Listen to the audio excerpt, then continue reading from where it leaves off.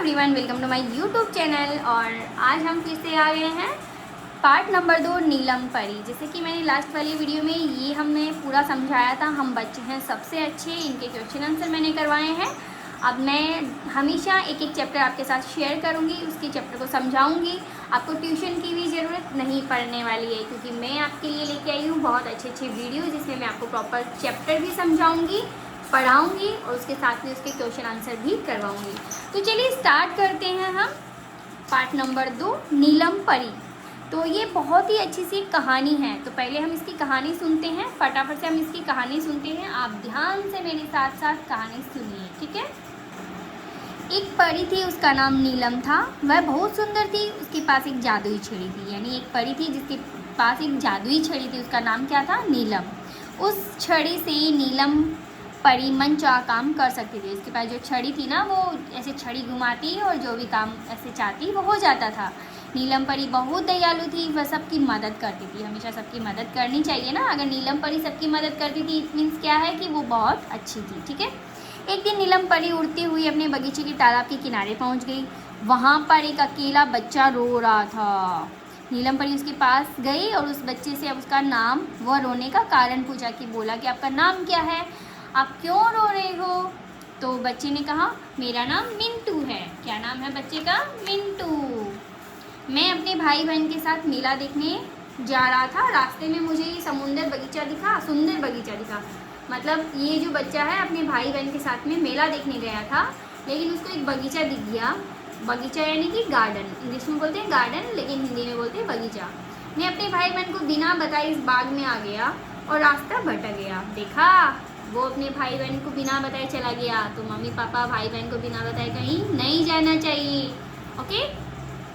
मुझे अपने भाई बहन और मम्मी पापा के पास जाना है, पर मुझे अपने घर का रास्ता नहीं पता। वो छोटा बच्चा है, उसको भी रास्ता भी नहीं पता है कि मैं कहाँ से जाऊँ वापस। यह कहकर वह जोर जोर से रोने लगा।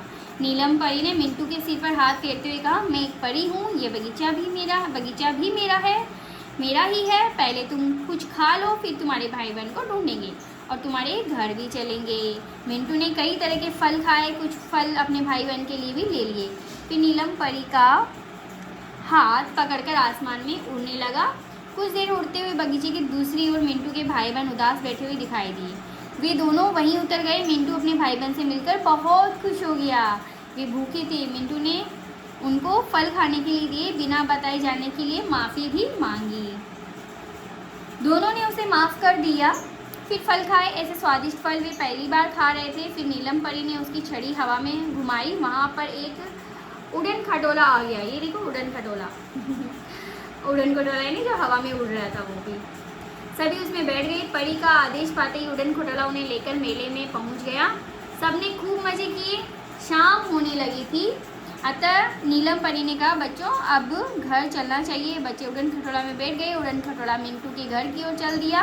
कुछ ही देर में वह घर पहुंच गए। परी ने बच्चों के घर के आंगन में उतार दिया और घर पहुंचने पर भी सभी बच्चे बहुत खुश थे। उन्होंने नीलम परी को धन्यवाद दिया। परी ने सभी बच्चों को उपहार में एक एक चॉकलेट दी। उन्हें समझाया कि बिना बताए अकेले कहीं नहीं जाना चाहिए, मम्मी पापा के साथ ही जाना चाहिए। फिर वहाँ से उड़ गई। कैसी लगी कहानी?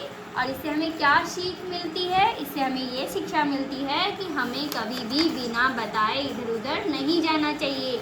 मम्मी पापा, बड़े भाई बहन होता है, जिनके साथ हम घर से निकलते हैं, उन्हीं के साथ में घर में आना है। कभी भी बिना बताए नहीं जाना चाहिए, ठीक है। तो चलिए, कुछ शब्द है यहाँ पे, उनको हम पढ़ते हैं।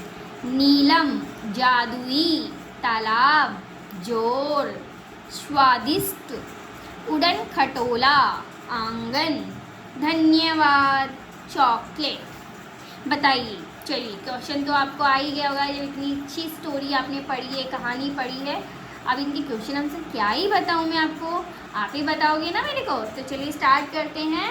नीलम परी अपनी छड़ी से क्या क्या कर सकती थी? नीलम परी अपनी छड़ी से सब कुछ कर सकती थी जो वो खुद चाहती थी।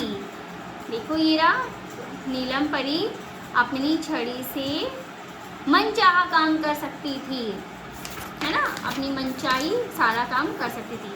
मिंटू क्यों रो रहा था? क्योंकि मिंटू अपने भाई बहन से बिछड़ गया था। बच्चे घर कैसे पहुँचे? बच्चे घर उड़न खटोला से पहुँचे। आप किसको धन्यवाद और सॉरी कब कहते हो? अगर कोई हमारी मदद करता है तो हम उसको क्या बोलते हैं? धन्यवाद। अगर हमसे कोई गलती हो जाती है तो हम क्या बोलेंगे? सॉरी, है ना। चलिए, कोई गलती करने पर आप क्या कहेंगे, क्या करेंगे? चुनकर बताइए। रोने लगेंगे? गलती होगी, रोने से क्या होता है भाई? रोना नहीं होता है। गलती को सुधारेंगे, माफ़ी मांगेंगे, बिल्कुल माफ़ी मांगेंगे, ठीक है। और गलती को भी सुधारेंगे, माफ़ी मांगेंगे फिलहाल तो, है ना। सही उत्तर को निशान लगाइए। परी का क्या नाम था? नीलम। परी को मिंटू कहाँ मिला? तालाब के किनारे पे बैठा बैठा रो रहा था।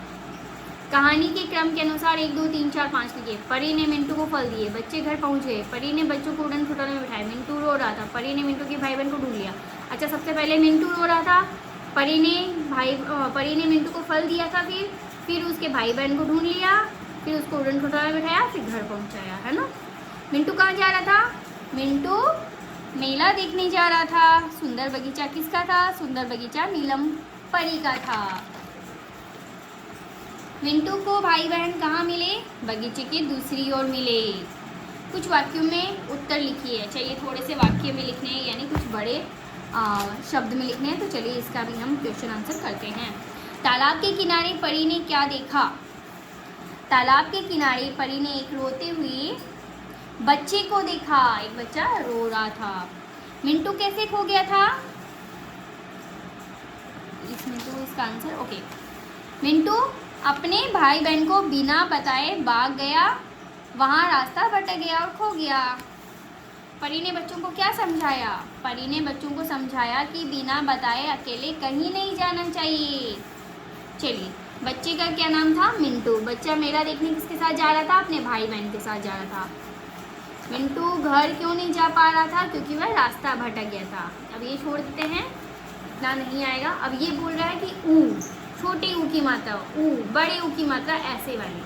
बस ये शब्द आपको दिए गए हैं, इनमें से छान छान के देखो। ये छोटा ऊ है, ये बड़ा है, ये छोटा, ये छोटा, ये बड़ा, ये बड़ा, ये छोटा, ये बड़ा। यहाँ पे आपको लिखने हैं। इसमें कोई बड़ी बात तो है नहीं, इसमें कोई समझाने वाली बात भी नहीं है। स्वादिष्ट, ठीक है। स्वादिष्ट, जिसमें आधा च और पूरा च आता है। बच्चे, बच्चा, है ना। रास्ता, धन्यवाद, ठीक है। अब ये देखो, लास्ट चैप्टर में था, इसको बोलते हैं हम चंद्र बिंदु, लेकिन ये होता है अंग, अंग लगा के, अंग की मात्रा। बदर, बदर होता है क्या? जिसमें आ रहा है, बंदर। चदा, चदा नहीं होता ना, चंद। पसंद, पसंद नहीं होता ना, पसंद। रग, रग नहीं होता ना, रंग। ऊंग, जैसे बोलने में आ रहा ऊंग, समझ में आ गया ना। चलो, एक परी थी, उसका नाम नीलम था। वह बहुत सुंदर थी, उसके पास जादुई छड़ी थी, उसे बच्चे पसंद थे। ये यहाँ पे शब्द लिखिए, उनको चुनकर लिखना है। वैसे कोई है नहीं, कुछ हार्ड वाला चैप्टर में तो कुछ है नहीं, बट चलो यहाँ पे ये खाली जगह में शब्द नाम की जगह आएंगी। क्या आएंगी? मैं मेला देखने जा रहा था, रास्ते में सुंदर बगीचा मिला। अब ये देखो, ये जो होता है ना म, और ये दो मात्रा, इसका मतलब मैं, खुद, मतलब अपने लिए मैं होता है ना ये, और ये एक मात्रा का मैं होता है ना, इसका मतलब इन, हम किसी चीज़ के अंदर जो होता है ना वो मैं है ये, ठीक है। ये बगीचे में, ये ग्लास में, है ना। वैसे ये मैं खुद होता है। मैं मेला देखने जा रहा था, रास्ते में एक मात्रा वाला सुंदर बगीचा मिला। मैं एक परी हूँ, मैं, ये खुद के लिए बोल रहा है। कुछ ही देर मैं, ये एक मात्रा वाला मैं। दो मात्रा वाला मैं और एक मात्रा वाला मैं में समझ में आ गया। दो मात्रा वाला जो मैं होता है उसका मतलब होता है खुद, मैं खुद होता है। और ये जो मैं होता है जिसमें एक मात्रा लगती है, इसका मतलब या तो किसी चीज़ के अंदर, या मैं मतलब कुछ ही देर में, रास्ते में, गिलास में, है ना, पानी में। तो ये मैं वाला मैं है। बाकी सब चीज़ के लिए एक मात्रा वाला आएगा, सिर्फ खुद के लिए जो होता है ना वो दो मात्रा का मैं आता है। चलिए, चैप्टर नंबर यानी पार्ट नंबर 2 कंप्लीट होता है। लास्ट में मैं इसके शब्दार्थ करवा रही हूँ। नेक्स्ट वीडियो में मैं आपके साथ शेयर करूँगी पार्ट 3। मीठा झगड़ा। बहुत ही अच्छे से आपको समझाऊंगी, इसके क्वेश्चन आंसर भी कराऊंगी। तो चलिए यहाँ पे मैं एंड करती हूँ पार्ट नंबर 2। इसके शब्दार्थ आपको करवा देती हूँ। मन चाहा, मन को अच्छा लगने वाला।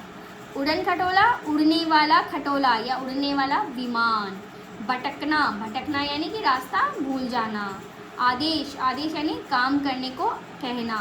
मैंने तुमको ये काम करने को कहा था ना, ये मैंने आदेश दिया है। ठीक है। स्वादिष्ट यानी स्वाद से भरा। आई होप बच्चों आप लोगों को ये चीज़ समझ में आ गई होगी। पार्ट नंबर 2 नीलम परी, जो कि बहुत ही अच्छी परी थी। इसमें ये सीख मिलती है कि मम्मी पापा भाई बहन को बताए हुए कहीं पे भी बिना बताए नहीं जाना चाहिए। आपको ये चैप्टर समझ में आया, आपको ये पार्ट समझ में आया, क्वेश्चन आंसर आपने करे। अगर आपको वीडियो अच्छा लगे तो प्लीज़ लाइक कीजिएगा, शेयर कीजिएगा। और नेक्स्ट पार्ट अच्छे से समझने के लिए, क्वेश्चन आंसर करने के लिए आपको क्या करना है, चैनल को सब्सक्राइब करना है। आज के लिए बस इतना ही, फिर मिलेंगे नेक्स्ट पार्ट के साथ। तब तक के लिए थैंक यू।